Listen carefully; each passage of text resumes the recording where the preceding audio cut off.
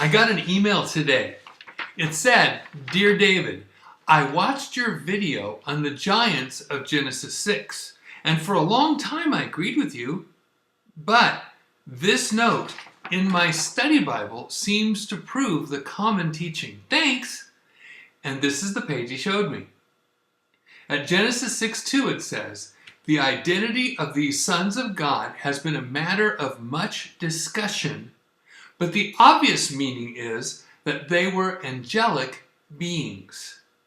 Then he says, this was the uniform interpretation of the ancient Jews, who translated the phrase as angels of God in their Septuagint translation of the Old Testament.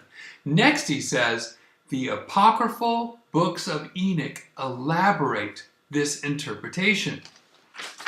So I have 4 questions. 1, is the obvious meaning that they were angelic beings?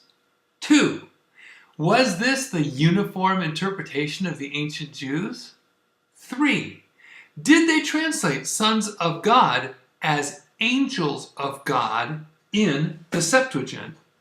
And 4, what about the apocryphal books and this part of the story of Genesis 6? I am so excited to take these apart right in plain sight, right in front of you. Are you ready? Hi, I'm David Daniels from Chick Publications. The books that deal with this are often small print or hard to read, so I blew them up so we can show them to you. Let's take the Septuagint question first. What's in the Septuagint?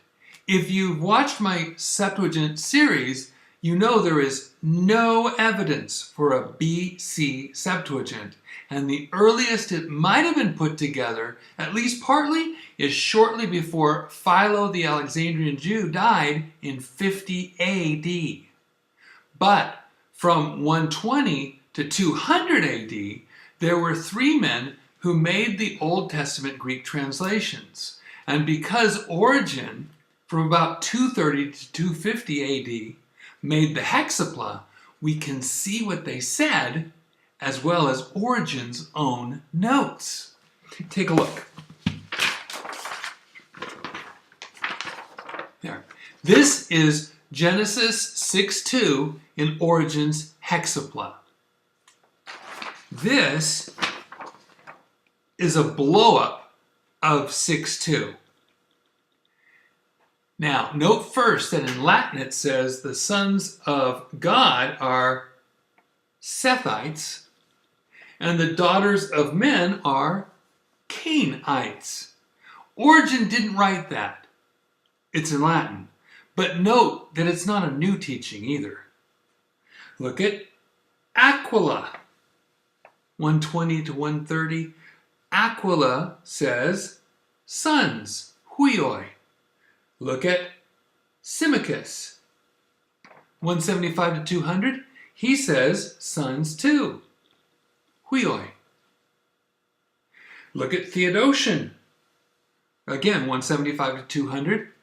He says sons, huioi, like the rest. Then there is a Latin note that says another example, alia exempla, is hoi angeloi, the angels. But those words are Latin, not Greek, so they were not written by Origen. So let's look at a footnote for this in my copy of Origen's hexapla. Okay? Right down here, it says that angels of God is in the margin of the Syrian hexapla, 600s AD. And it's in certain copies, according to Cyril of Alexandria, in the 400s AD. And Procopius writes that apostates wrote these words. He was around 400s, 500s AD. So the Septuagint doesn't say angels of God. And look, even the Hebrew, according to Origen, let me bring it back up. Even the Hebrew says B'nai HaElohim, sons of God. But wait, Alexandrinus says angels of God. Look at this footnote to the 2006 Septuagint, blown up, right down here. Now the main text says, huioi tu Theo, sons of God. And the footnote says, the majority of manuscripts say sons, huioi as well. But then it says, angeloi, capital A, raised R. That means Alexandrinus says angeloi, angels. So, is that the case? Not exactly. You see, that raised R means rescriptor. Here's the definition right out of the Septuagint itself. Okay? Rescriptor, that is, one who, in his correction, has so completely set aside the original text that it is no longer recognizable. You want to see it for yourself? Here is Genesis 5:2 to 6:4 in Alexandrinus. So a rescriptor literally is a person who erases everything that's there, so you can't recognize it, and then writes on top of it. And that's where you got the angeloi. Watch. This is the full page. This is Genesis 5 verse 2 to 6:4a in Alexandrinus. Now let me show you the part that matters. Genesis 6, 1 to 2. It took a while, but I actually transcribed this. It's kind of hard to read. You see that? Yeah. Right here is the text, but I'll make it easier to read right here. Okay? So it says, and it came to pass when the men, there's that where it condenses the two together with a little line, anthropoi, men.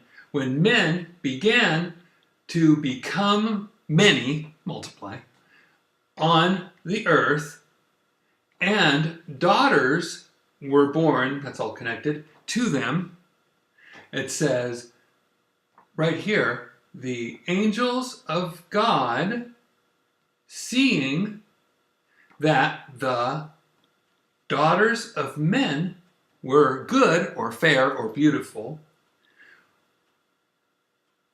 took to themselves wives from all whom they chose.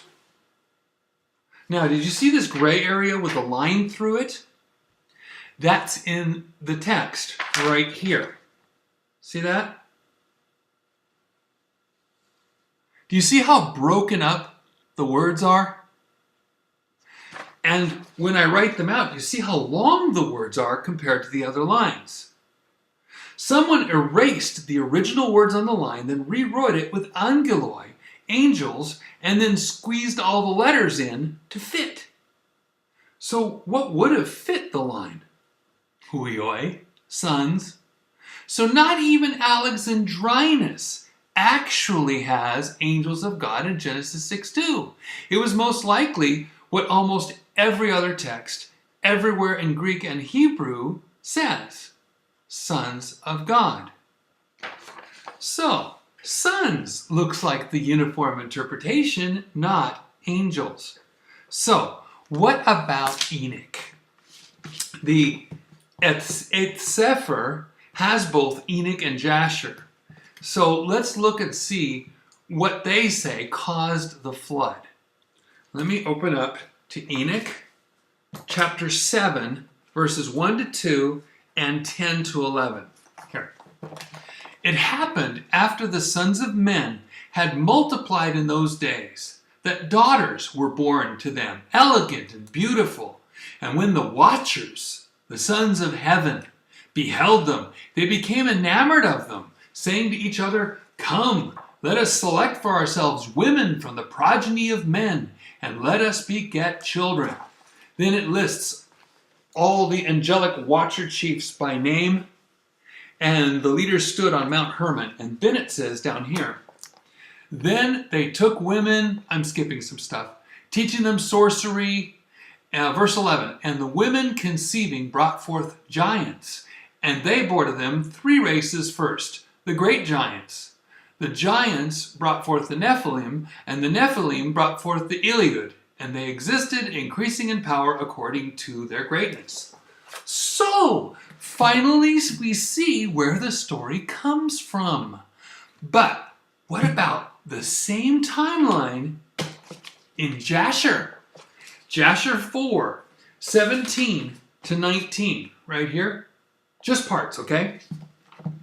It says, "And every man made unto himself an Elohim," right here, God, an idol basically, "and they robbed and plundered, and the earth was filled with violence," verse 18, "and their judges and rulers went to the daughters of men, and took their women by force from their men according to their choice, and taught the mixture of one animal species with another. And Elohim saw the whole earth, and it was corrupt. And Yahweh said, I will blot out man that I created from the face of the earth, for I repent that I made him."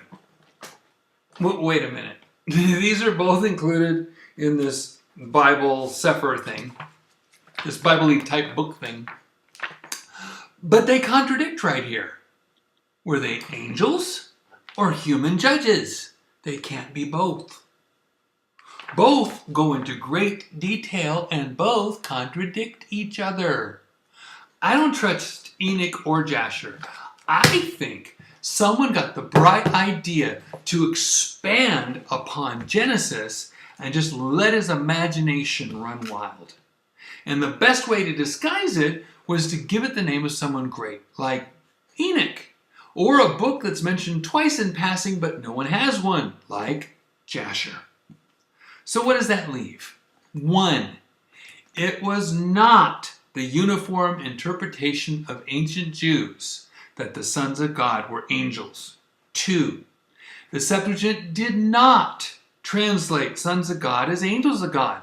The only place that seems to have Alexandrinus was deliberately erased and rewritten. It was not original. So the obvious meaning was not that they were angelic beings. They were sons of God, not described as angelic beings. And 4, Enoch does say angels and makes up a detailed fantasy, complete with conversations and science being taught by the angels along with sorcery, etc. But Jasher, supposedly just as ancient, merely says the people were corrupt, made idols, and their judges grabbed men's daughters and married them. No mention of Nephilim or angels. Not even apocryphal or pseudepigraphal books agree about the reason for the flood. So I'm just going to stick with what I know. I know God promised to preserve his words. And I know God kept his promise and preserved them each generation to the present. I know I can trust my King James Bible, which came straight from that line, from Hebrew and Greek, and ultimately to English by the same God who kept his promise to preserve his words. I'm going to stick to what I said in the vlog, Nephilim and Sons of God. Who are they? You can look it up. Because I don't need outside, uninspired revelation to look for the simple patterns in God's words. All I need is trust in God and to prayerfully read the text carefully. That way, I don't have to say something that God never said. I can stick close to his words and not let some pagan or uninspired writer act like God wouldn't tell me the whole story, so I have to listen to him instead. The King James is my authority. What's yours? God bless you and have a wonderful day.